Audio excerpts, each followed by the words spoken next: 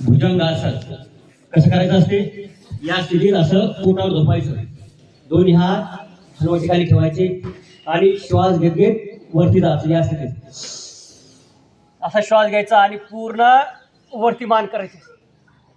हात बघा, मी जसं करतो तसं सेम क्रिया करायची. श्वास सोडत सोडत पुन्हा खाली यायचं, पुन्हा श्वास घेत घेत वरती, श्वास सोडत सोडत खाली. याचं नाव आहे भुजंगासन. काय नाव आहे? भुजंग म्हणजे काय? सराव. साप. साप पाहिला ना कसा पळतो, पण इकडं वागतो. त्या स्थितीत आपली पाठ होईल, पाठीचे गॅस, पाठीचे मणके सरकणं, नसा दबणं, हे सगळ्या बिमाऱ्या या व्यायामाने ठीक होतात, या आसनाने ठीक होतात. चला करा, 10 वेळेस करा. एक, तुम्ही म्हणायचं नाही, फक्त असं करत चला.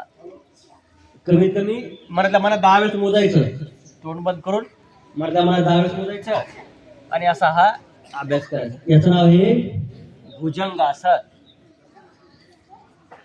पहिला अभ्यास. ठीक आहे. आता याच्यानंतर करू आपण